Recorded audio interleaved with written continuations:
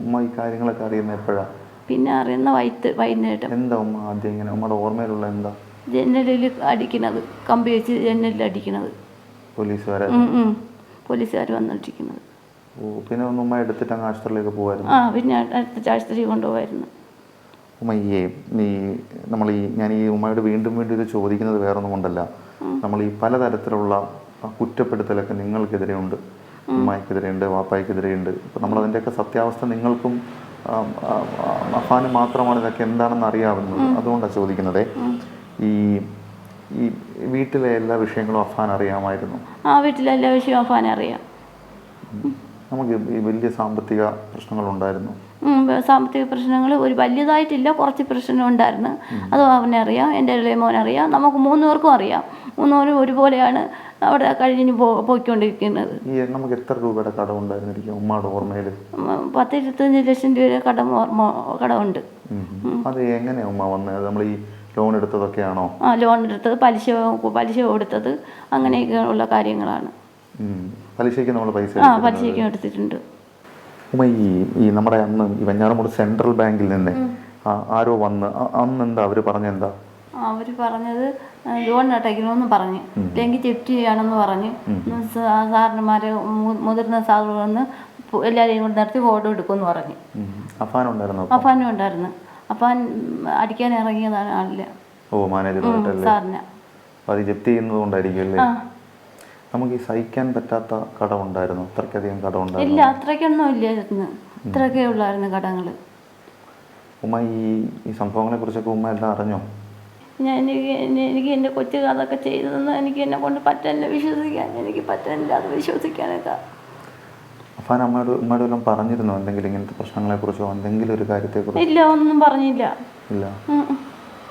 ഈ അഫാൻ എങ്ങനെ ഉണ്ടായിരുന്നു ഈ കാര്യം? ഈ ഫോണൊക്കെ ഒരുപാട് ഉപയോഗിക്കുന്ന? ഫോണൊക്കെ ഉപയോഗിക്കും, രായും പകലും ഒക്കെ ഉപയോഗിക്കുമായിരുന്നു. ഗെയിം കളി അങ്ങനെ ഗെയിം കളിയൊക്കെ ഉണ്ടായിരുന്നു. ഈ ഇത്രയും വൈരാഗ്യം അഫാന് തോന്നാൻ കാരണം എന്തായിരിക്കും ഉമ്മ എല്ലാവരോടും? അത് കുറച്ച് പ്രശ്നങ്ങളൊക്കെ ഉണ്ടായിരുന്നു. ഫാമിലി പ്രശ്നങ്ങൾ, പാപ്പാക്ക് പിന്നെ വസ്തു വിറ്റ് കൊടുക്കണമെന്ന് പറഞ്ഞ് ചേട്ടനൊക്കെ പറയുമായിരുന്നു. അങ്ങനെയൊക്കെ പ്രശ്നങ്ങളൊക്കെ ഉണ്ടായിരുന്നു കുറച്ച്. അതൊക്കെ അഫാനും അറിയായിരുന്നു? അഫാനും അറിയാമായിരുന്നു. അഫാനായിരുന്നു വീട്ടിലെ കാര്യങ്ങളൊക്കെ നോക്കിയിരുന്നത്? അല്ല, വീട്ടിലെ കാര്യങ്ങൾ നമ്മൾ 3 പേരും വേണ്ടി ഷെയർ ചെയ്യുമായിരുന്നു. അല്ലാതെ അവന് മാത്രമല്ല കാര്യങ്ങൾ ചെയ്യുന്നത്. നമ്മൾ ഈ പലതരത്തിലുള്ള കാര്യങ്ങൾ ആൾക്കാരൊക്കെ പറയുന്നുണ്ട്, പോലീസിൽ നിന്നൊക്കെ വിവരം കിട്ടുന്നുണ്ട്. അഫാൻ പല കാര്യങ്ങളും പറഞ്ഞിട്ടുമുണ്ട്. അപ്പോൾ നിങ്ങൾ ഈ കുടുംബം ഒന്നാകെ ഈ ജീവിതം അവസാനിപ്പിക്കാൻ തീരുമാനിച്ചിരുന്നു, അങ്ങനെയൊക്കെയുള്ള സത്യമായിരുന്നു ഉമ്മ? കുടുംബം ഒന്നാകെ അങ്ങനെയൊന്നും പറഞ്ഞിട്ടില്ല. നമ്മൾക്ക് വസ്തു വിറ്റ് കടങ്ങൾ തീർക്കാം മക്കളെ എന്നാണ് ഞാൻ പറഞ്ഞിരുന്നത്. വസ്തു വിറ്റ് കടങ്ങൾ തീർക്കാം എന്നാണ് പറഞ്ഞത്. വസ്തു വിറ്റാൽ കടമൊക്കെ തീരുമായിരുന്നു? ഇപ്പം നിലവിലിപ്പം നമുക്കൊരു 10-25 ലക്ഷം രൂപയുടെ കടമുണ്ടായിരുന്നു. നമ്മൾ ഈ പലിശക്കൊക്കെ എടുത്ത് എവിടുന്ന ഉമ്മ? അതൊക്കെ ഓർമ്മയുണ്ടോ? അതൊക്കെ ഉണ്ട്. കുഞ്ഞുമാരുടെ നിന്നും പിന്നെ അനിയത്തിയുടെ ഇവിടെ നിന്നൊക്കെയാണ് എടുത്തിട്ടുള്ളത്. നമ്മൾ ഈ കാറൊക്കെ അവസാനം വിറ്റായിരുന്നു? കാർ വിറ്റായിരുന്നു. അതൊക്കെ കടം തീർക്കാൻ വേണ്ടിയിട്ടായിരുന്നു?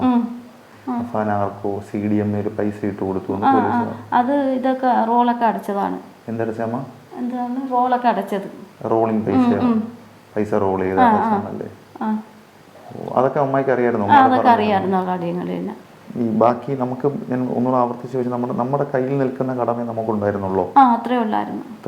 25 ലക്ഷം രൂപയുടെ കടമുള്ളൂ. അമ്മ ഇതൊക്കെ ഒരു ബുക്കിൽ എഴുതിയിടും? എഴുതിയിടുമായിരുന്നു. ആ ബുക്കൊക്കെ പോലീസ് എടുത്തു? പോലീസിനോട് ഇതൊക്കെ പറഞ്ഞിരുന്നു അമ്മ? മൊഴി കൊടുത്ത്?